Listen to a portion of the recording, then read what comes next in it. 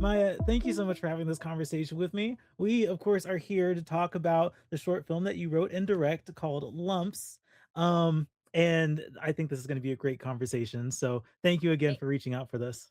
thank you so much for having me. I'm absolutely thrilled to be chatting. Yeah.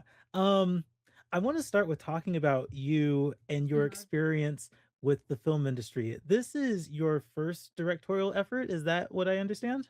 This is the first one that means anything. We'll just Okay. say that. That's fair, that's fair, Yeah. which is so cool because I think that this was such a great production just from what I saw with this with the film. It was, Thank you. very competently made, so well done. Thank you so Um, much. but talk to me about your career. How'd you get into the film industry and what's led you up to this short film? Yeah, totally. I grew up on sets. And so naturally when I went to college, I was like, I'm gonna do anything but film. I'm so different and cool.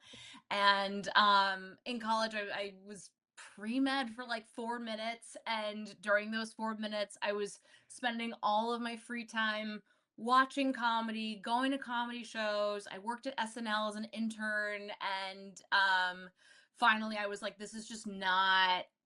First off, I was failing all my pre-med classes, so that's really important. But yeah, I was just like, you know what, I think this entertainment thing, I wasn't willing to admit that I necessarily wanted to make movies yet, um because just felt like, I don't know, I was like copy and pasting a little bit. So I worked at an agency for a year and a half ish, and then shifted and was working for a producer, and was his creative exec. But really all throughout those two jobs, I was like, okay, maybe this whole like making a movie thing is I can just try it out on a very low stakes way. And I actually met my DP, Alexia Barroso, who shot Lumps, and she shot everything I've done. We were both assistants on a film, and we were shooting at a coffee shop in Bryant Park. It's my favorite story to tell. We were shooting at a coffee shop in Bryant Park, and we were the only place we could be kind of out of sight of the camera, but still close to our bosses, was literally laying down under a table. And I looked to Alexia and I said, I think we got to start making our own stuff. So we made a few short films and music videos, but yeah, Lumps is kind of our first real project, if you will. We're proud of it, and we're really excited to have it out in the world soon. Yeah, because it is playing, and this is considered your world premiere, at the Correct. RiverRun, Film Festival, right? Yeah, North Oh my Carolina, baby. right? Okay, tell me about what that's like, getting your film into festivals and starting this whole festival, experience. Yeah, it's like it feels like such an enigma, I think, from the outside, and especially as, if I can be totally honest, someone who's had no success in the festival world quite yet. You kind of feels like you're just like shooting at the dark, and like you don't really know who's going to say yes or why. So I think for River Run to accept us is like, I don't know. It just feels it obviously it feels good to be acknowledged, but it also, what I'm most excited about is to be amongst other filmmakers, because when I have gone to festivals as a spectator, for work and pleasure, I think that that's what stands out the most, is just this like community of filmmakers who really just want to they just want to do it, they just want to make things, and I find that so inspiring. So yeah, I'm really looking forward to just being around like creative juices, Mhm. of people who are very talented. That's incredible. We were actually just talking, a mutual friend of ours, Blake Winston Rice, also has a short film, the short film disc, in the same program as Lumps, Yeah. and he's a great example of someone who just like really inspires me as a filmmaker Hmm. and even just as a person in the industry. I think that's, yeah, he I think he's a great colleague and person to have in your circle. Yeah, totally. And Blake introduced me to my production designer, Ashlyn Lombardi. She just got married. Shout out Ash. And she did the production design on disc as well. And I'm so proud of Ashlyn, and having two shorts in one block at a festival is just so legendary. So yeah, and she's just an incredible world builder, and I'm very grateful to Blake for having introduced us. Yeah, that's great. Well, let's talk about Lumps. For people who are curious and interested in seeking this film out, can you give just a general idea of what the movie's about? Yeah. Lumps is a dark comedy about a young woman who finds a lump in her breast, diagnoses herself with terminal breast cancer before getting any real doctor's input, and decides that she's going to live out her last days on Earth, and in doing so, ruins her life. It's very Broad City in tone. Mhm. It kinda it's very thought provoking. I mean, I'm not, in her particular situation, but this idea that, like, if you only have a few days left, what would you do with that, right? Yeah. Which is an interesting thought that I was having for myself, but I also am kinda curious how much of her last day activities reflect, like, what you might do on your last day. Is it similar or is it entirely different? I mean, I think within the context of a small budget and a short film, like, yeah, I'd probably party pretty hard. But I think, yeah, on the one hand, there's this part of Lumps that's really about just like letting go and enjoying and kind of doing things you might never have otherwise done. But there's also, as I've been pitching this short and as people have been watching the short, a lot of women who watch it come up to me afterwards and they say, "Oh, yeah, I had a lumps moment too," because and men can relate to this too. It's like sometimes you go to the doctor with something wrong with you, and you leave with more questions than answers, and it's such a disconcerting feeling. And so Lou, our lead, played by Hannah Cantor, who's just thebomb.com, so extremely talented. She's so inherently anxious. So what happens when someone who's super super anxious, who's really done nothing exciting in her life, is met with that like unknown of a terrible doctor's visit? So to answer your question, yeah, I'd probably party, but also, Lou is a particular case of, she's done so few exciting things in her life, that yeah, I mean, she just goes berserk. Yeah. Yeah, which is interesting to watch play out for sure. I think another thing that I was observing as I was watching this is the types of characters that the story is populated with. Mhm. It's interesting because like I connect with all of them and I understand like their personalities, and we probably all have a friend that's in, each of these characters' situations Totally. and recognize that. But they're also pretty flawed characters. And so you Very. have there's a lot of flaws, but there's also a lot of empathy. Talk to me about writing those kind of characters and how you struck that balance.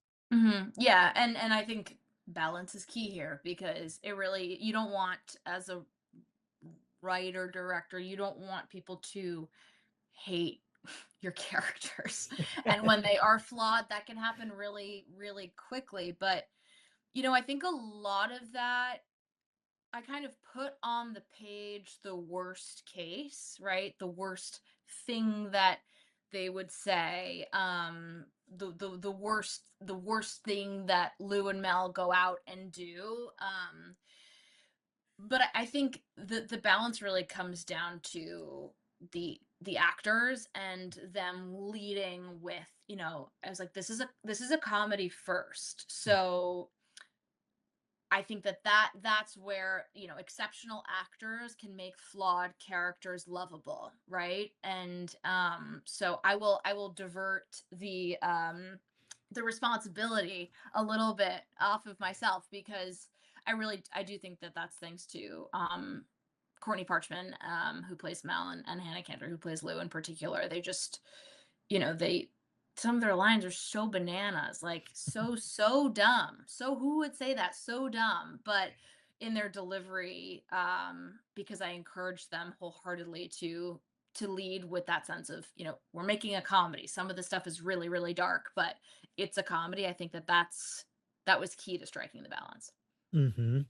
Um, I kind of want to elaborate a little bit more on the comedy part of this Yeah. because I've never written a comedy. I don't know if I would ever try it. Comedy seems so hard to write. Yeah.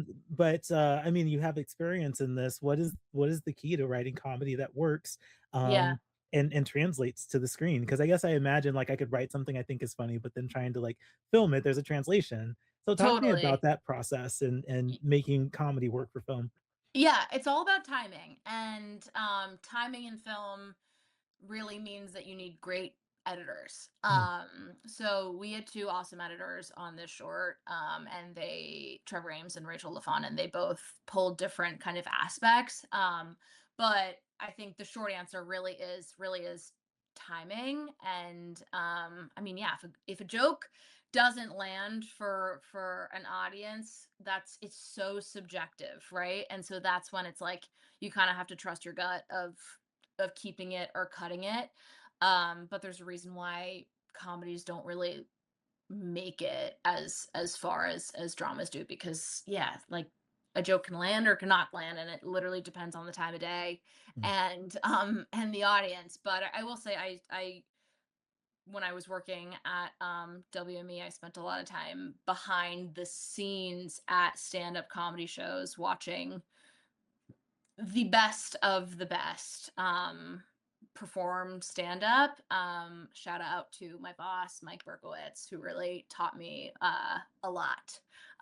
So grateful to him and that entire department. But yeah, I think my comedic education really has been just watching and observing great comics watch. And I think I write in a way that is pretty I think you can kind of feel the stand-upiness, right? It's almost like theatrical a little bit, and how absurd some of these lines are, and that feels very stand-up in nature. mhm.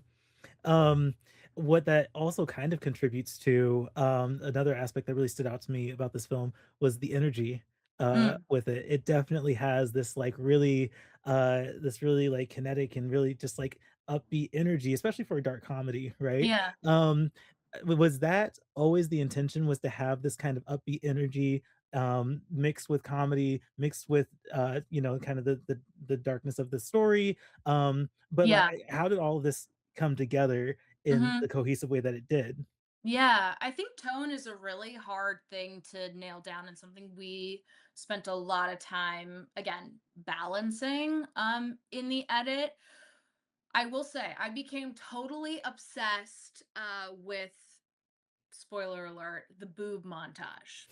Um That was very I mean, it's a great way to transition from one scene to another. I love that you did that. Thank you. Yeah, for those who haven't seen the short yet, there's this kind of like rapid fire montage of boobs of all shapes and sizes against this like bright pink backdrop. And Alexia, my DP, and I went back and forth about what that boob montage should look like. Should we see the boobs out in the world? And I was like, it's got to be hot pink. It has to be. So I think that reusing and reset, and we spent like 2 full days shooting that, like in my bedroom. And it was so much fun, and I just became totally obsessed with it. And when it came down to final cut, I said to Rachel, was editing at the time, and I said, Rach, we got to put in as many boobs as possible. But I really do think that the music choice and the use of that particular montage sequence over and over again really upped the energy. And yes, so that was absolutely my intention. Broad City is my favorite show ever, and if it's reminiscent at all of a day in the life of Abby and Alana, then I would consider that job well done. I love that. Um, you talked a little bit about a couple of the main actors here. Hannah is Lou and Courtney is Mel. And I want to know a little bit more about working with this cast. Tell me Yeah. about the experience of working with them, directing, and of course having them bring the comedy to to the film. I'm thinking specifically about Dr. C, Yeah, who is like probably the most absurd character here, but also is really, getting something absurd. across when it comes to, men thinking they know what they know everything about the female anatomy. Yeah, Um, yeah, totally. I don't know if you caught it in watching the film, but Dr. C is wearing a shirt that says Women "Women." are my specialty. Yeah. That's insane. Like that's an insane Right. thing to do. And then yeah, yeah. I mean, Charlie Hall, who plays Dr. C, is such an unbelievable talent. And directing him is like a total dream because he was Mhm, like in and out in such a quick amount of time because he's mhm, just so good and so inherently funny. And we gave him this like gummy like fake breast mm, to mhm. hold, and he just kept like playing with it, and I'm like, oh my god, this is the worst doctor ever in the best way. Right. um so it's really funny. My best friend is actually in medical school, and when I showed her the film, she was like, "He is everything we are taught not to be," and I was like, "Excellent, that is the point." But yeah, just he's absolutely hilarious. Hannah Cantor is actually an very old dear friend of mine. We went to middle school together, and we have videos from like seventh grade where we were just like making up musicals, right, on iMovie. And I just knew that I was like, I we need to make something together for real. So I was so happy to be able to reconnect with her. Courtney Parchman, who plays Mel, at Average Fashion Blogger, she cracks me up. I've been following her for years now, and I just cold reached out. I was like, I am a fan, please do this short film. And she said yes. And she is such an incredible improviser. So and again, I did improv in college. So that's just something I totally love. I love encouraging actors to improv and pulling little bits and pieces. So that was so much fun. Drew Liner plays Max, Mhm. Lou's boyfriend, and he's just like, I feel for that guy because Lou's kind of like the worst girlfriend in the world over the course of those 24 hours, but he's also like kind of a weird boyfriend. Like, why are you Mhm. so obsessed with salmon, dude? It's weird. It's like super weird. So again, that balance of a lovable character, just saying kind of odd things. And Mhm. then David Brown plays Stanley, Mel's boyfriend, and David can do no wrong in my eyes. He really can't. He really can't. I mean, anyone who's watched him in anything he's been in just knows that he's on screen, you're laughing. Period. Full stop. So Mhm. So it's really interesting in this conversation. So I've asked you about the actors, but something that you've also done a lot in this conversation is call out your collaborators. There have been yeah. like every answer you've given, you've had someone to shout out, Oh which yeah. I think is incredible for you to be that mindful and that aware of. Um, with other filmmakers who are getting into this space, can you talk a little bit more about the importance of networking and community and that support system, and how that's really impacted your career? Yeah, I mean it's a it's a must. Finding a network is an absolute must.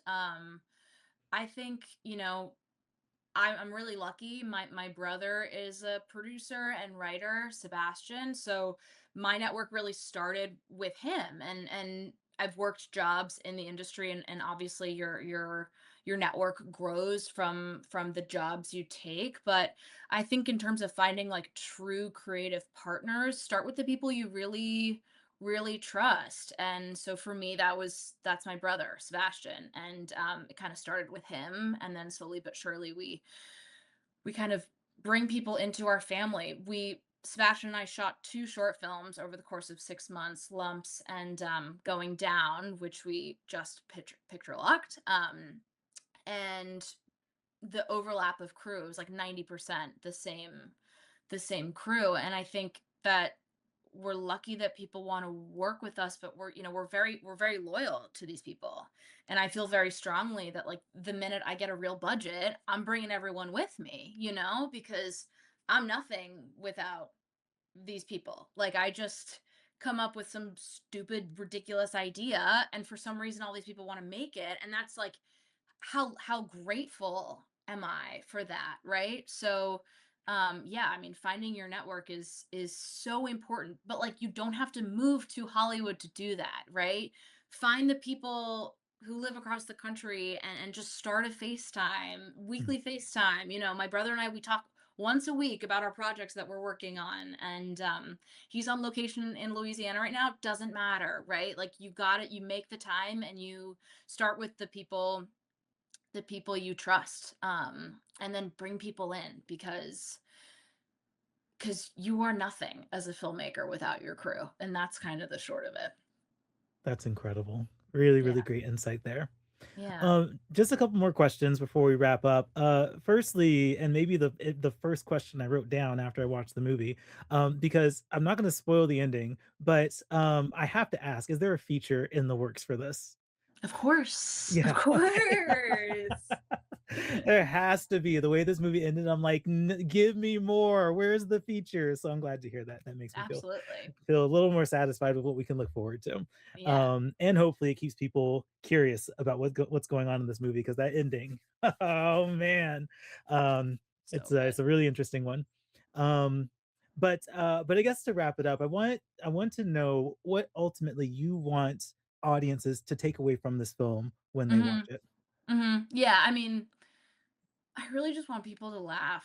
The world is a very dark place, and there's so many scary things happening on a big level, but also like being a woman can be really freaky. And when you find something in your breasts that is maybe literally nothing, you think you're dying, and that's really scary. And I'm not trying to poke fun at that. I'm really trying to, laugh together at how absurd it can be sometimes to be a young woman in this world, right? Um, so I really just want people to laugh, because that's kind of why I want to do this, is to entertain people. Um, so like if we're not laughing, then we should be crying, and I'm definitely not going to make you cry. So I just hope you're laughing a little bit. Maybe laughing so hard you're crying. Exactly. That's the goal. That's incredible. Well, I congratulate you on completing this film and having Thank it you so screen at much. RiverRun. I hope you guys enjoy your time at the festival. And I'm looking forward to more people seeing this, and also looking forward to Yeah. following your career. Thank That you. feature, yeah, I'm looking forward to that. Okay. Oh yeah, it's ready. Ready. Thank you so much, Maya. Thank you so much.